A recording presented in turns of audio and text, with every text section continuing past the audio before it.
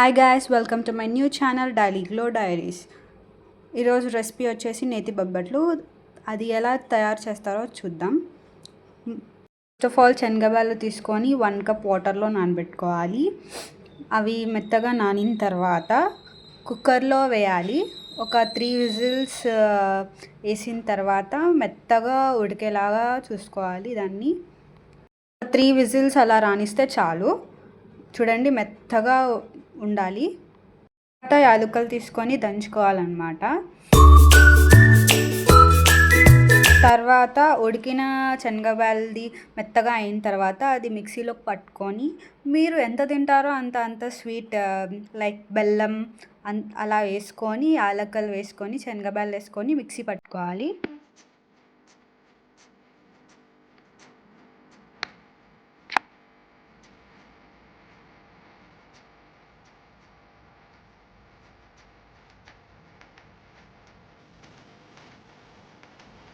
Quantity కొంచెం కొంచెం తీసుకోవాలి, ఎక్కువ తీసుకోకూడదు.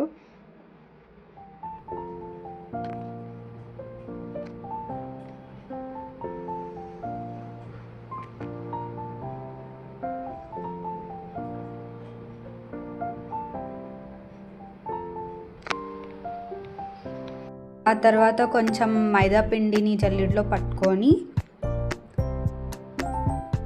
మనకి ఎంత క్వాంటిటీ, ఎన్ని బొబ్బట్లు కావాలో అంత క్వాంటిటీ అంచనా ఉంటుంది కదా, అంత జల్లెడ పట్టుకోవాలి. కొంచెం దానికి తగ్గట్టు కొంచెం గోధుమ పిండి వేసుకోవాలి.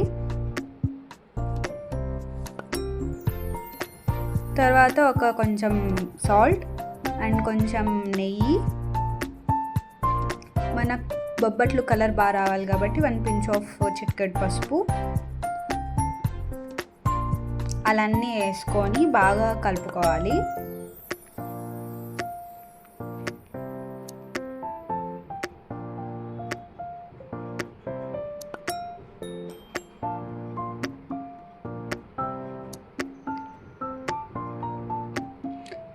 కలుపుకునేటప్పుడు ఆయిల్ వేసి కలుపుకుంటే మనకి పిండి మెత్తగా వస్తుంది.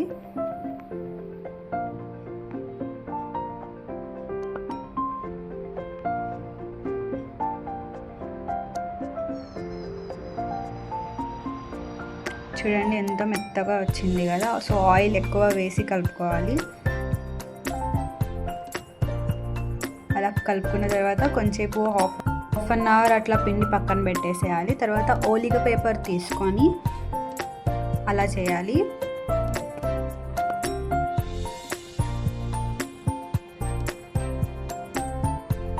ఫస్ట్ మొదట కొంచెం ఆయిల్ వేసి అలా పిండిని అలా స్ప్రెడ్ చేసుకుంటూ అందులో మనం ముందుగా చేసుకున్న శనగబాలు, బెల్లం, యాలకులు వేసిన మిక్చర్ని అందులో పెట్టాలి.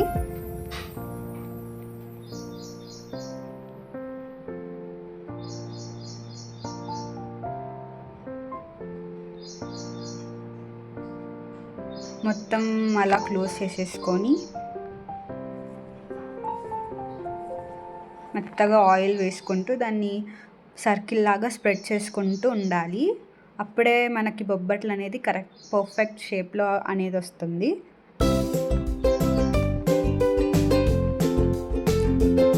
అలా సర్కిల్ చేసేటప్పుడు నెయ్యితో కూడా అలా అంటే స్మెల్ అండ్ టేస్ట్ బాగా వస్తుంది.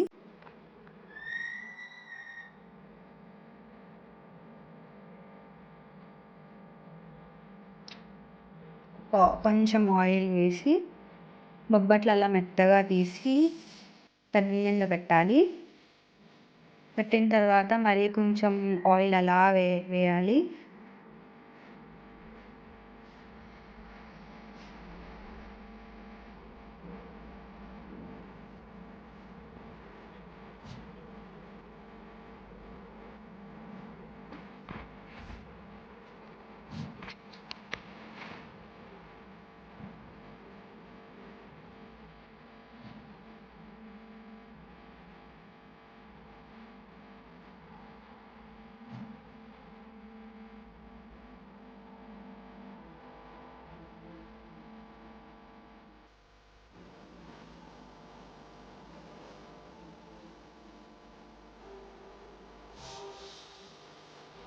అలా వేడివేడిగా ప్లేట్లోకి తీసుకున్న తర్వాత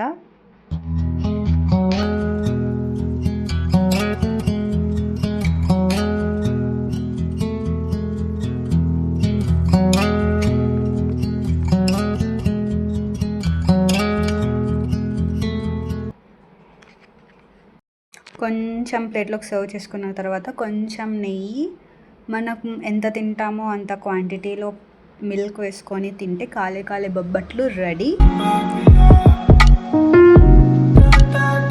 దీని టేస్ట్ అయితే చెప్పనవసరం లేదు, సూపర్ ఉంది. బొబ్బట్ల రెసిపీ మీకు నచ్చితే like and subscribe. Bye bye.